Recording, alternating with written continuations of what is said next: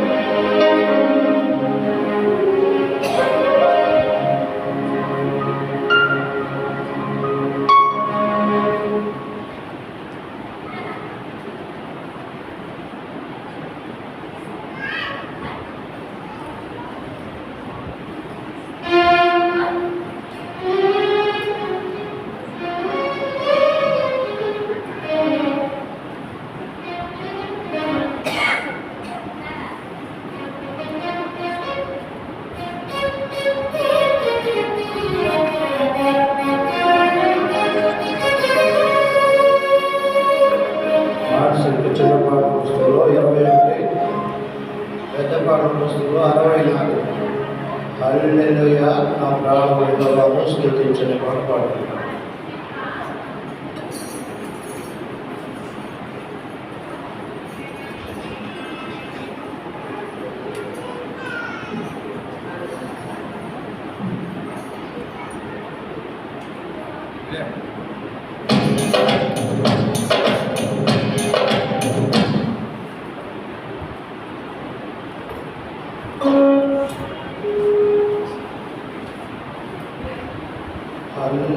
హల్లెలూయా నా ప్రాణముల యెహోవాను స్తుతించు.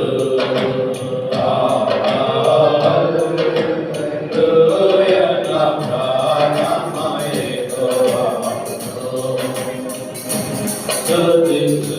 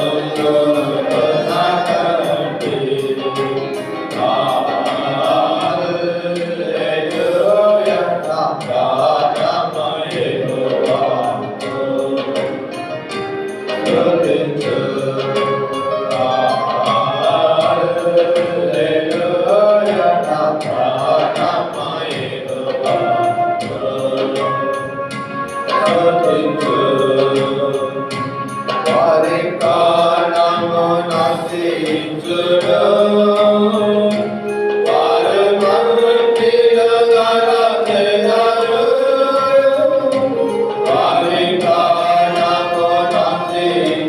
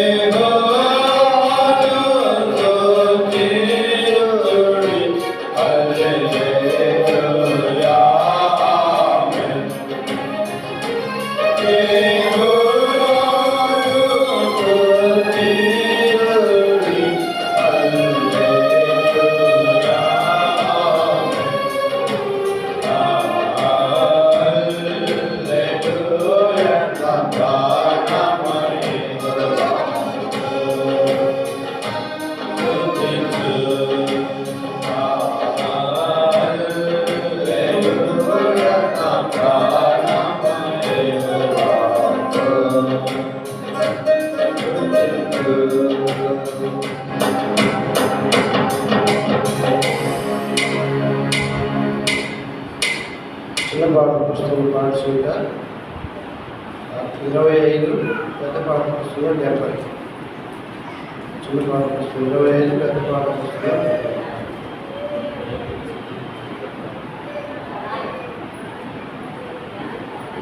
దేవుని స్తుతించండి ఎల్లప్పుడూ దేవుని స్తుతించండి. దేవుని స్తుతించండి ఎల్లప్పుడూ దేవుని స్తుతించండి. ఆయన పరిశుద్ధ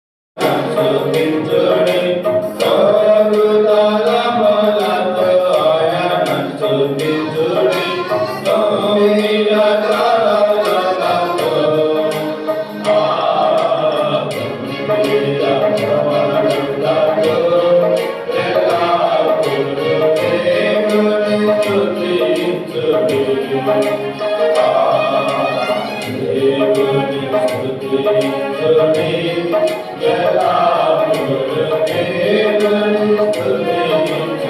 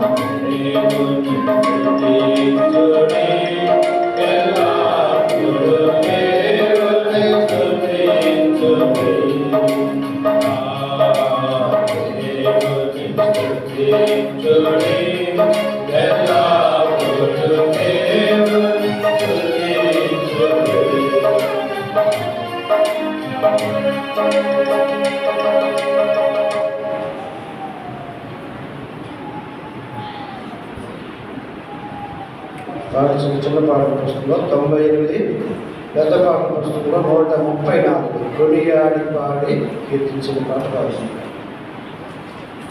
కొనియాడి పాడి కీర్తించి పాడించెద నిన్ను నా ప్రభువా. కొనియాడి పాడి కీర్తించి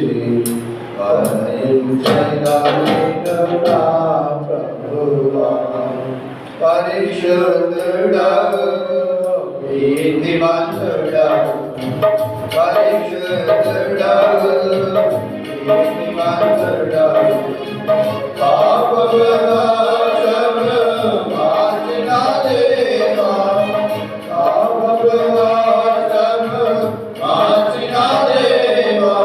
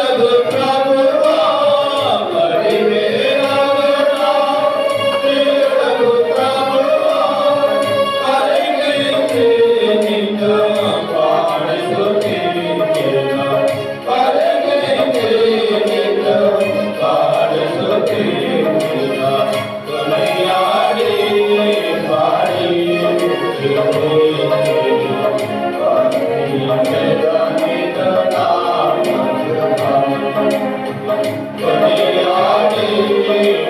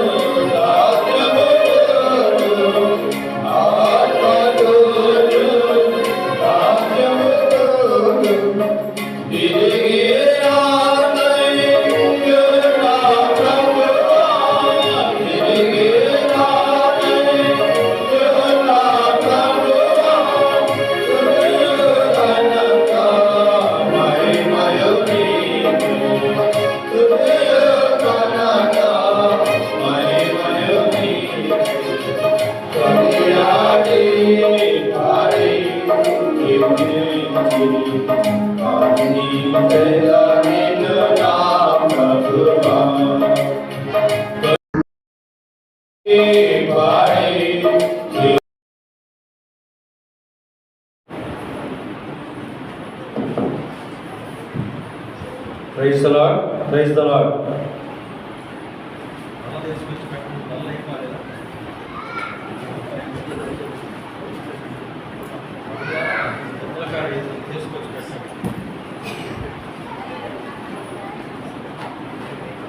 ప్రైజ్ ద లార్డ్.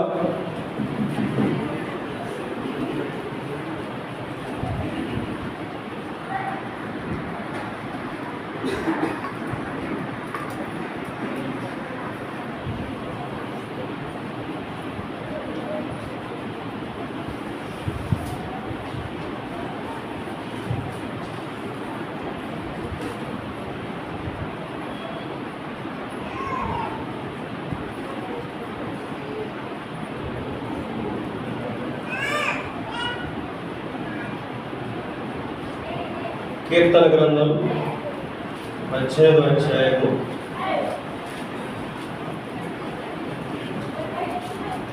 46 నుండి 50 వచనాల వరకు. కీర్తన 18, 46 నుండి 50 వరకు. యెహోవా జీవము గలవాడు, నా ఆశ్రయదుర్గమైన వాడు, స్తోత్రార్హుడు, నా రక్షణకర్త అయిన దేవుడు, బహుగా స్తుతినందును గాక.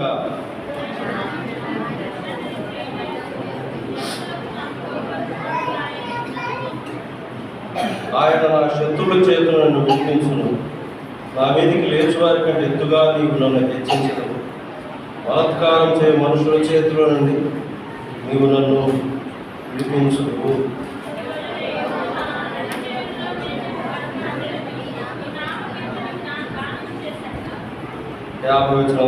నీవు నియమించిన రాజులకు గొప్ప రక్షణ కలుగలేదు. అభిషేకించిన దావీదును కొరకు నిత్యము కనికరము చూపువాడు. ప్రార్థన చేసుకుందాం. ప్రేమగల తండ్రి, పరిశుద్ధ దేవ, కరుణైన స్వామి, స్తోత్రం. శ్రేష్టమైన దినాన్ని స్తోత్రం. ఈ దినమంతటి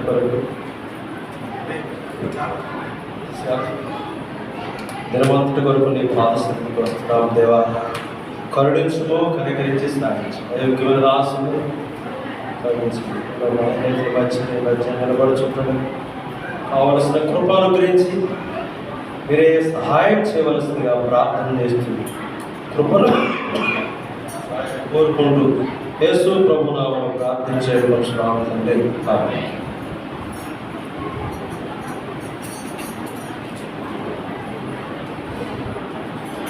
ఆ కుర్చీలు గోడలకు వేసుకోవద్దు, గోడలకు ఆడుకోవద్దు. గోడలకు ఆడుకుంటే అవి మళ్ళీ ఇబ్బంది అయింది. ఎవరు గోడలకు ఆడుకోవద్దు. కుర్చీలు కూడా గోడలకు వేయొద్దు, దూరంగా వేసుకోండి.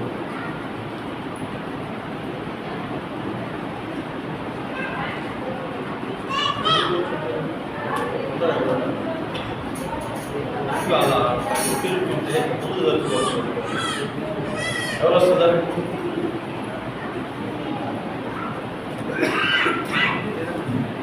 యవనస్తులు అయిన వాళ్ళు ఇక్కడ వచ్చి కూర్చోండి. పిల్ల తల్లు తప్ప యవనస్తులు అయినటువంటి వారు అందరికీ వచ్చి కూర్చోండి. సైడ్ చాలా స్థలం ఉంది, ఇరుకిరుగా కూర్చోకపోతే ఫ్రీగా రావచ్చు.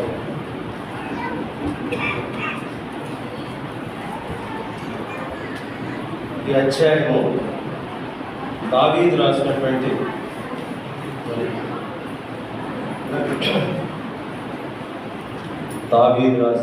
కీర్తనలో 18వ అధ్యాయం. ఈ అధ్యాయం అంతా కూడా దేవుణ్ణి దావీదు ఆరాధిస్తున్నాడు.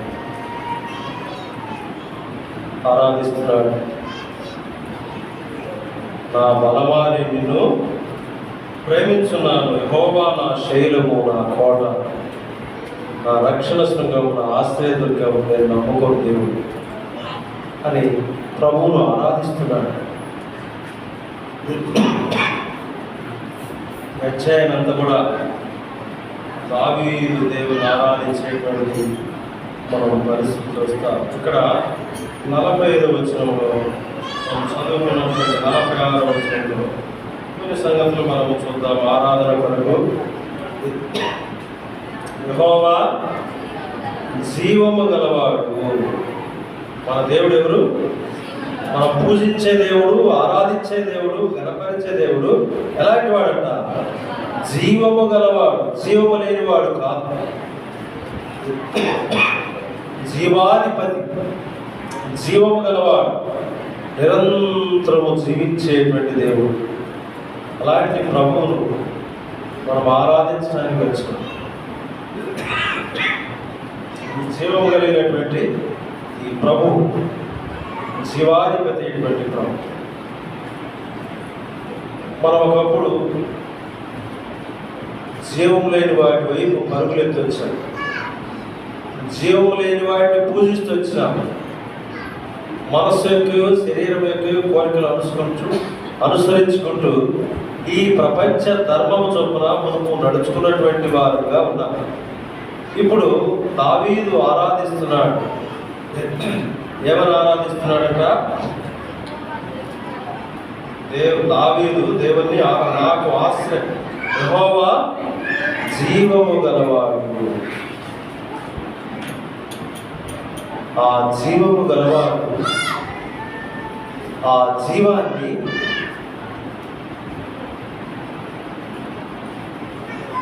మన కొరకు దారపోసి మనము మరణానికి పాత్రులము, ఉగ్రతకి పాత్రులము. ఇలాంటి మనకు జీవము గలవాడుగా ఉండి జీవం ఇచ్చినాడు. ఆ జీవం ఇచ్చినటువంటి ప్రభువును మనం ఏం చేయాలా? ఆరాధించాలి. ఎందుకు ఆరాధించాలంటే జీవము గలవాడుగా ఉండి, ఆయన ఎవరంటే జీవము గల దేవుడు. జీవము గలవాడుగా ఉండి మనము మరణానికి పాత్రైనటువంటి మనకు నిత్య జీవం ఇవ్వడానికి తన జీవాన్ని కోల్పోలేదు. ఆయన మరణం మనకు ఏమైంది? జీవమైంది. మనకి ఎందుకు ఆరాధించాలంటే ఆయన జీవము గలవాడు, అందుకని ఆరాధించాలి. రెండవది అక్కడ చదవండి. ఆశ్రయ దుర్గమైన వాడు. స్తోత్రం. ఆశ్రయ దుర్గం. దావీదుకు ఆశ్రయ దుర్గం. అందుకనే మనం రెండవ వచనం చదివితే ఏమని రాయబడింది? ఆశ్రయ దుర్గం, కొండ, కోట, రక్షణ శృంగం, ఉన్నత దుర్గం.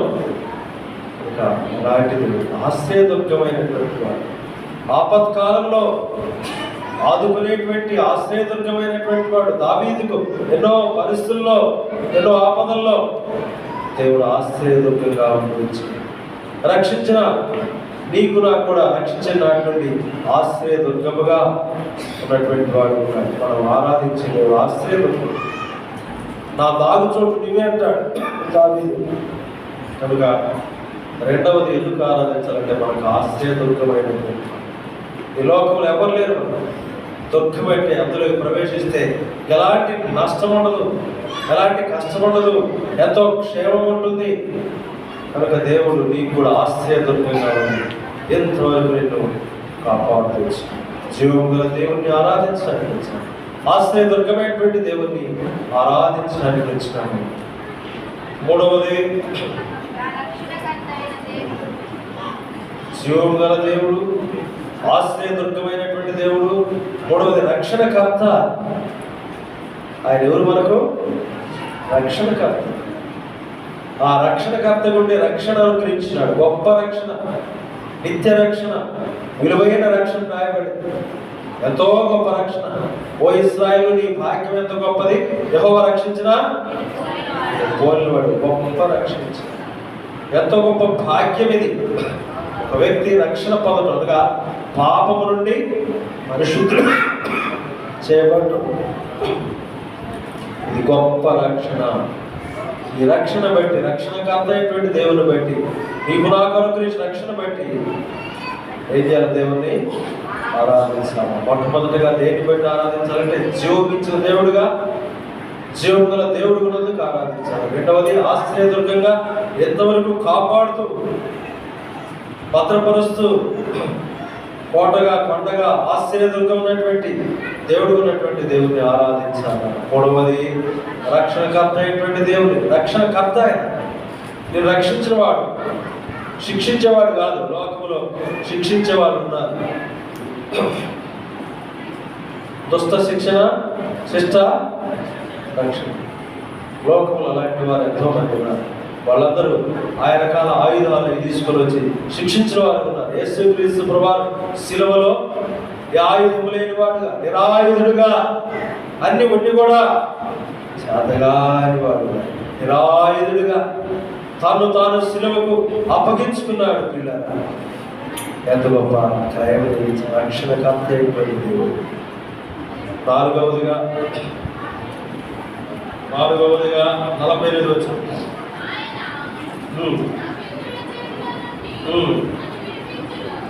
శత్రువుల చేతుల నుంచి విడుదల అనుగ్రహించిన దేవుడు.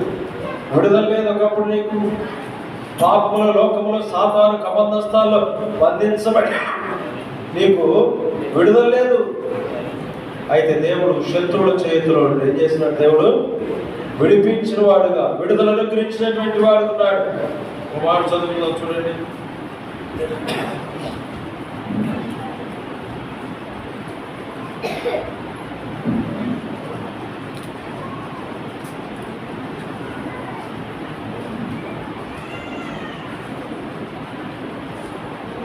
పదమూడు అధ్యాయం 16. లోక 13:16. లోక 13:16 చదువు. ఇదిగో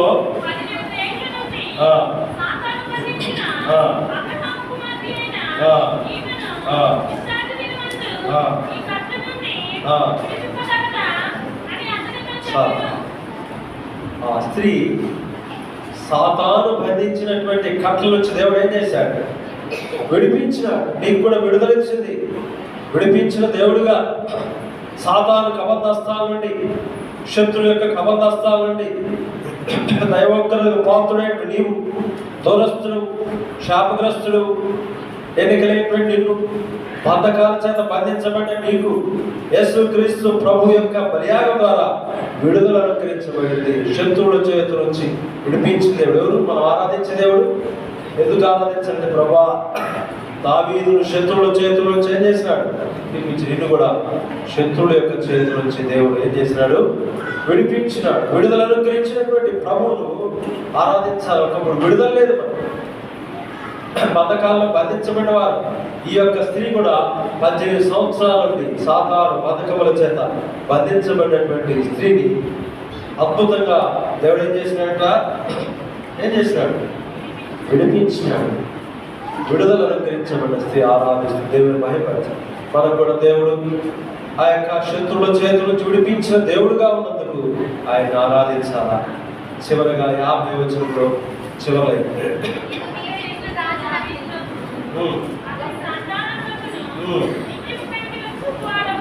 5వది ఎందుకు ఆరాధించాలంటే దేవుని యొక్క కనికరాన్ని పాత్రలుగా చేయాలి. ఉగ్రతకు పాత్రలు కాదు. అనేక మంది ఉగ్రతకు పాత్రులైన దేవుని యొక్క కనికరానికి మనం పాత్రులుగా చేయబడ్డాము. తాను అభిషేకించిన దావీదు కుటుంబానికి నిత్యము కనికరం కనికరంగా నేను స్తుతిస్తూ ఆరాధిస్తూ నిత్యము కనికరం చూపించవచ్చు. అలాంటి ప్రభువును మనం ఏం చేయాలా? ఆరాధించా, భక్తులు విన్నాం. ఎందుకు ఆరాధించాలా? మొట్టమొదటిగా జీవము గల దేవుడుగా జీవించాలి. అందులో బట్టి ఆరాధించాలి. రెండవదిగా ఆశ్రయదుర్గమైన దేవుడుగా, నీకు ఆశ్రయంగా, కొండగా, కోటగా ఉంటూ వచ్చినాడు. అందును బట్టి దేవుని ఆరాధించాలి. మూడవది రక్షణకర్త అయినటువంటి దేవుడుగా నేను రక్షించి గొప్ప భాగ్యం ఇచ్చి లోకంలో నుండి నిన్ను ప్రత్యేకపరచుకొని గొప్ప రక్షణ ఇచ్చిన ఆ ప్రభు, రక్షణకర్త అయిన ప్రభుని బట్టి ఆరాధించాలి. నాలుగవదిగా శత్రువుల చేతిలో విడుదల లేక బంధించబడి ఉన్నటువంటి నీకు యేసుక్రీస్తు ప్రభు యొక్క బలియాగం ద్వారా విడుదలను అనుగ్రహించినాడు. శత్రువుల చేతుల నుండి, శత్రువు యొక్క కబంధస్థాల నుంచి నేను విడిపించినాడు. విడిపించినటువంటి దేవుణ్ణి ఆరాధించాలి. అంత మాత్రమేనా? రక్షించిన నాటి నుండి ఈనాటి వరకు నిత్యము ఏం చూపిస్తున్నాడంట? నిత్యము కనికరం. ప్రతి నిమిషం, నిత్యం అంటే ప్రతి నిమిషం, ప్రతి సెకండ్ నీ మీద కనికరం చూపిస్తుంది. ఎంత కనికరం, ఎంత దయ, ఎంత వాత్సల్యత, ఎంత కరుణ, ఎంత కటాక్షం. నిత్యము కనికరం చూపిస్తున్నావయ్యా. నీ కనికరానికి పాత్రుడుగా అయినప్పటికీ కూడా ఆయన నిత్యమును చూపించిన కనికరాన్ని పెట్టి ప్రభా నీకు ఎంతో అవకాశం ప్రభుని చేయాలా ఆరాధించాలి. దావీదు ప్రభుని ఆరాధిస్తున్నాడు. ఆయన ఎలాంటి దేవుడు, దావీదుకి ఏం చేశాడో అవన్నీ మనం చూస్తూ వచ్చినాం.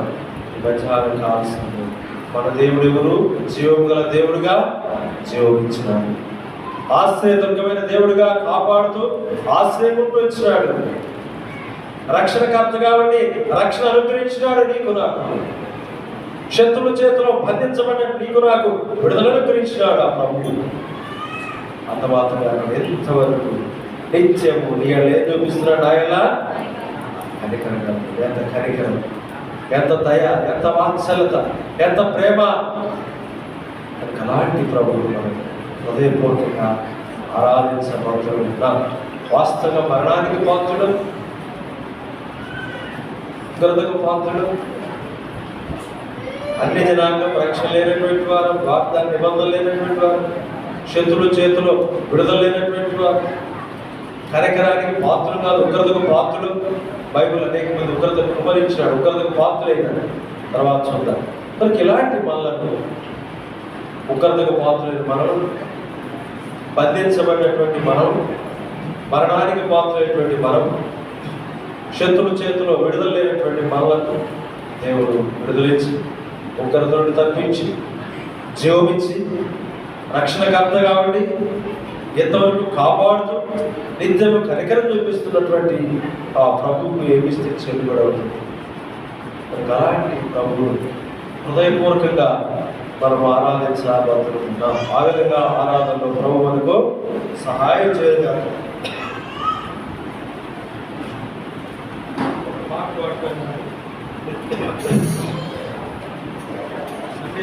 సండే స్కూల్కి వెళ్తారు. తర్వాత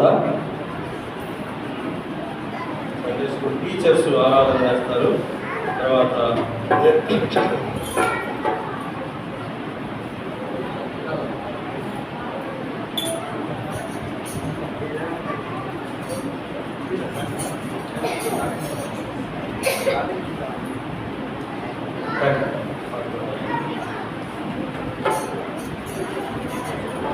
సర్వకృపానిధి 95 గత పాఠం 131 రెండవ చరణం 5వ చరణం పాఠం 2వ చరణం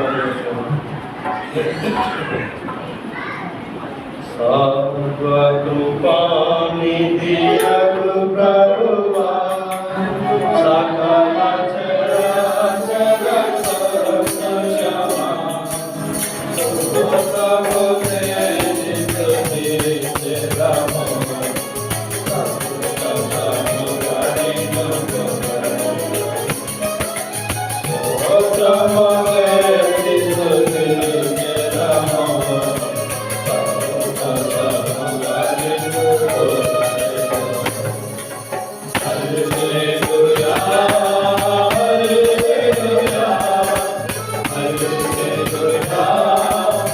Hallelujah.